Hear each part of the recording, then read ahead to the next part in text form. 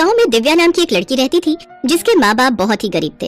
वो कब से दिव्या के लिए एक लड़का ढूंढ रहे थे, पर कोई उनकी गरीबी को देखकर रिश्ते के लिए हाँ ही नहीं करता था। एक दिन दिव्या अपनी सहेलियों के साथ मेले में घूमने जाती है और वहाँ उसे अर्जुन नाम का लड़का मिलता है। अर्जुन को दिव्या बहुत पसंद आती है और वो अगले ही दिन रिश्ता लेकर दिव्या के घर पहुँच जाता है। दिव्या के घर वाले दिव्या की शादी अर्जुन से करवा देते हैं। दिव्या जब अर्जुन के साथ ब्याह करके अपने नए घर में जाती है तो इतना बड़ा और सुंदर घर देखकर हैरान रह जाती है। दिव्या उस घर में बड़ी ही खुशी खुशी रहने लगती है। पर फिर एक दिन जब दिव्या पानी पीने के लिए उठती है तो देखती है कि अर्जुन अपने बिस्तर पर नहीं है। अरे ये कहाँ चले गए? इतनी रात को आखिरकार ये कहाँ जा सकते हैं? दिव्या पूरे घर में अर्जुन को ढूंढ लेती है पर अर्जुन कहीं नहीं दिखता। उसके अलावा दिव्या को किसी और की भी आवाज आती है। दिव्या ध्यान से सुनती है तो आवाज ऊपर से आ रही होती है। दिव्या ऊपर जाकर देखती है तो अर्जुन एक कमरे के बाहर खड़ा होता है जिस कमरे पर ताला लगा हुआ होता है। अर्जुन दिव्या को देखकर घबरा जाता है। आप इस वक्त यहाँ क्या कर रहे हो? नहीं, वो मैं बस यहाँ ताज़ी हवा खाने आया था। तो आप इस कमरे के बाहर क्या कर रहे हो? और मुझे तो यहाँ से किसी औरत की आवाज आ रही थी। नहीं, यहाँ तो तुम्हारे और मेरे अलावा कोई भी नहीं है। ठीक है, चलो। अर्जुन नीचे सीढ़ियाँ उतरने लगता है। दिव्या भी उसके पीछे पीछे होती है पर वो बार बार उसी दरवाजे को मुड़ मुड़ कर देख रही होती है। उसे कुछ ठीक सा नहीं लगता, पर उस वक्त वो वहाँ से चली जाती है और अपने कमरे में जाकर सो जाती है। अगली सुबह अर्जुन किसी काम से बाहर चला जाता है, पर जाने से पहले वो दिव्या को ऊपर जाने से मना करता है। दिव्या पूरा दिन बस झांक झांक कर ऊपर की ओर देखती रहती है। आखिरकार ऊपर ऐसा क्या है जो अर्जुन ने मुझे ऊपर जाने को मना कर दिया है? कल रात वो खुद तो ऊपर गए थे और ऊपर से किसी औरत की आवाज भी आ रही थी। आवाज से तो ऐसा लगा जैसे कोई बहुत बूढ़ी औरत हो, पर कौन हो सकती है? अगर सच में कोई ऊपर है तो अर्जुन मुझसे उसके बारे में क्यों छिपा रहे हैं? और अगर ऊपर ऐसा कुछ नहीं है तो उन्होंने ऊपर जाने को मना क्यों कर दिया? कुछ तो बात है, मुझे ऊपर जाकर देखना ही चाहिए। अर्जुन के मना करने पर भी दिव्या ऊपर चली जाती है। वो उसी कमरे के बाहर जाकर खड़ी हो जाती है और उस पर लगे ताले को देखती रहती है। दिव्या फिर उस कमरे की खिड़की के पास जाती है। खिड़की अंदर से बंद होती है। दिव्या को समझ नहीं आता कि वो अंदर झांक कर कैसे देखे कि उस कमरे में क्या है। वो छत से फिर एक ईंट उठाकर लाती है और उस ताले को तोड़ने लगती है कि तभी वहाँ अर्जुन आ जाता है। अर्जुन की आंखें गुस्से से लाल होती हैं और अर्जुन को देखकर दिव्या घबरा जाती है। मना किया था ना तुमको यहाँ आने के लिए, पर तुमको समझ नहीं आता क्या? चली जाओ यहाँ से अभी के अभी, और दोबारा मुझे यहाँ दिखना नहीं, समझी?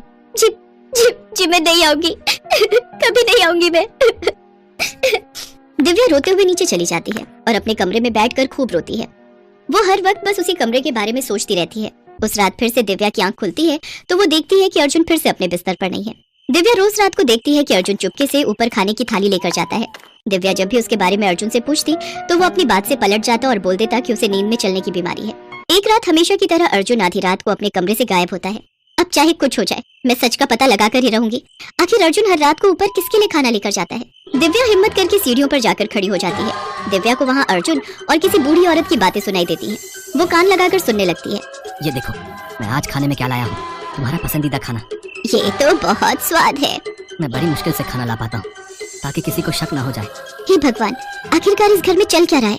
ऊपर उस कमरे में कोई बूढ़ी औरत है, पर उसे अर्जुन ने ऐसे छुपा क्यों रखा है? एक रात जब अर्जुन गहरी नींद में होता है तो दिव्या चुपके से ऊपर वाले कमरे की चाबी निकाल लेती है। उसके बाद वो ऊपर जाती है और चाबी से उस कमरे का ताला खोल लेती है। ताला खोलने के बाद वो जैसे ही दरवाजा खोलती है तो अंदर का नजारा देखकर उसके होश उड़ जाते हैं। वहाँ एक बूढ़ी गर्भवती चुड़ैल मोटी मोटी चेन में बंधी होती है। कौन है? कौन है तू? चुड़ैल, यहाँ देख चुड़ैल है। तभी अर्जुन मुझे यहाँ आने से रोकते थे, पर उन्होंने इस बूढ़ी गर्भवती चुड़ैल को यहाँ क्यों कैद करके रखा है? चली जा यहाँ से। तू मेरे बच्चों को मुझसे छीन आई है ना, मैं तुझे ऐसा नहीं करने दूंगी। अर्जुन तभी सीढ़ियाँ चढ़कर वहाँ आ जाता है। ये क्या किया तुमने दिव्या? मैं तुम्हें 1000 बार एक ही बार समझाता रहा कि ऊपर मत आना, इस कमरे से दूर रहना, पर तुमने मेरी बात नहीं सुनी। तुम्हें पता भी है अब इसका क्या अंजाम होगा। पर यहाँ एक चुड़ैल है, आपने इस चुड़ैल को यहाँ क्यों कैद किया हुआ है? मैं तुम्हें सब बताता हूँ। ये घर मेरे दादाजी का था।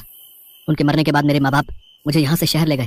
एक दिन एक हादसे में मेरे माँ बाप की भी मौत हो गई। मैं तब बिल्कुल अकेला रह गया और इसलिए यहाँ इस घर में वापस आ गया। मैं जब इस घर में आया तो 2 दिन तो मेरे आराम से निकल गए, पर फिर तीसरे दिन से मेरे साथ अजीब चीजें होने लगी। एक दिन मुझे एक चुड़ैल दिखी जो गर्भवती थी। मैं देखकर हैरान रह गया कि एक चुड़ैल गर्भवती कैसे हो सकती है। ये गर्भवती थी, इसलिए मुझे यही लगा कि जब तक इसके बच्चे ना हो जाएं, इसे इसी घर में रखूं। एक दिन मैंने एक बाबा को बुलाया और उन्होंने इस चुड़ैल को इस कमरे में कैद कर दिया, और उन्होंने ये भी कहा कि कभी इसके सामने कोई दूसरी औरत नहीं आनी चाहिए, वरना ये उसे मार भी सकती है। इसलिए मैं तुमको यहाँ नहीं आने देता था। अगर आपने मुझे ये सब पहले बता दिया होता तो मैं कभी गलत नहीं समझती। खैर, अब ये बताओ कि ये चुड़ैल कब तक यहाँ रहेगी और इसका क्या कोई समाधान नहीं है? जब तक इस चुड़ैल के बच्चे नहीं हो जाते हमें इसे यहीं रखना होगा और इसका ध्यान भी रखना होगा। अगर हम इस चुड़ैल को खत्म कर देंगे तो इसके साथ इसके बच्चे भी मर जाएंगे और वो पाप होगा। हाँ जी, ये तो सही कहा आपने। दिव्या को सारा सच पता चल ही चुका होता है। अब वो उस कमरे से बिल्कुल दूर रहती है और फिर दूर रहकर ही अर्जुन का पूरा पूरा साथ देती है। कुछ ही दिन बाद चुड़ैल एक रात बहुत जोर जोर से चिल्लाने लगती है। दिव्या को समझ नहीं आता कि अब वो क्या करे, क्योंकि उस दिन अर्जुन घर पर नहीं होता। लगता है अब ये चुड़ैल बच्चों को जन्म देने वाली है, पर मैं उस कमरे में कैसे जाऊँ, लेकिन जाना तो पड़ेगा। दिव्या हिम्मत करके ऊपर जाती है तो चुड़ैल उसे देखकर गुस्से में आ जाती है। जा यहाँ से चली जा, वरना तुझे मैं मार डालूंगी। मुझे पता है कि तू यहाँ मेरे बच्चों को लेने आई है, मैं तुझे ऐसा नहीं करने दूंगी। चली जा यहाँ से। नहीं नहीं, मैं ऐसा नहीं करूंगी, मुझ पर भरोसा करो, मैं तो तुम्हारी मदद करने आई हूँ। दिव्या की लाख समझाने पर भी चुड़ैल का गुस्सा कम नहीं होता। चुड़ैल एक के बाद एक 12 भूतिया बच्चों को जन्म देती है। मेरे बच्चे मेरे बच्चे, आखिरकार मैं माँ बनी गई। पूरी जिंदगी इंतजार करा था मैंने बच्चों के लिए, और देखो जीते जी तो नहीं, पर मरने के बाद मुझे मेरे बच्चे मिल गए, वो भी पूरे 12 बच्चे। हाँ देखो, ये तुम्हारे बच्चे हैं। अब मेरे हाथ पैर खोल दो, मुझे अपने बच्चों को गोद में लेना है, मुझे इनको खूब प्यार करना है। नहीं, मैं ऐसा नहीं कर सकती, अर्जुन ने मुझे ऐसा करने को मना किया है। मैं तुझे कोई नुकसान नहीं पहुंचाऊंगी, तूने तो मेरी मदद की है ना। खोल दे मुझे, मेरे बच्चों को खिलाने दे। दिव्या तरस खाकर उस चुड़ैल को खोल देती है और चुड़ैल आजाद होकर ही दिव्या की गर्दन पकड़ लेती है। तू मुझसे मेरे बच्चे छीनने आई है, मैं तुझे जिंदा नहीं छोड़ूंगी, मैं किसी को अपने बच्चों के आसपास भी भटकने नहीं दूंगी। छोड़ दो मुझे तुम्हारे बच्चे नहीं चाहिए, सच में। मुझे सब पता है, तूने और तेरे पति ने मुझसे मेरे बच्चे छीनने के लिए मुझे यहाँ कैद किया है। मैं अपने बच्चे किसी को नहीं दूंगी और सबको मार डालूंगी। चुड़ैल दिव्या की गर्दन ही नहीं छोड़ती और दिव्या का दम घुटने लगता है। तभी वहाँ अर्जुन आ जाता है। हे भगवान, दिव्या तुमने इस चुड़ैल को आजाद क्यों किया? अब ये चुड़ैल हमें नहीं छोड़ेगी। छोड़ दो मुझे, प्लीज मत मारो, मेरे पेट में भी बच्चा है, मेरे बच्चे के लिए मुझे छोड़ दो। चुड़ैल ये बात सुनकर बिल्कुल शांत हो जाती है। फिर वो दिव्या की गर्दन छोड़कर उसके पेट पर हाथ रखकर देखती है कि कहीं दिव्या झूठ तो नहीं बोल रही। तुम्हारे पेट में तो जुड़वा बच्चे हैं। क्या? सच में? क्या सच में? मैं पापा बनने वाला हूँ? ये बात तुमने मुझे बताई क्यों नहीं? मुझे खुद आज सुबह ही पता चला है, जब मैं डॉक्टर के पास गई थी और आप यहाँ नहीं थे जो आपको बताती। दिव्या और अर्जुन को अपने बच्चे के लिए इतना खुश देखकर चुड़ैल को उन पर तरस आ जाता है। जब तुम्हारे खुद के बच्चे होने वाले हैं तो फिर तुम मेरे बच्चों को तो नहीं लोगे ना? नहीं, बिल्कुल नहीं। अगर मेरे अपने बच्चे नहीं भी होते तो भी मैं तुम्हारे बच्चे नहीं लेती। तुम अच्छे लोग हो, तुमने मेरा ध्यान रखा है।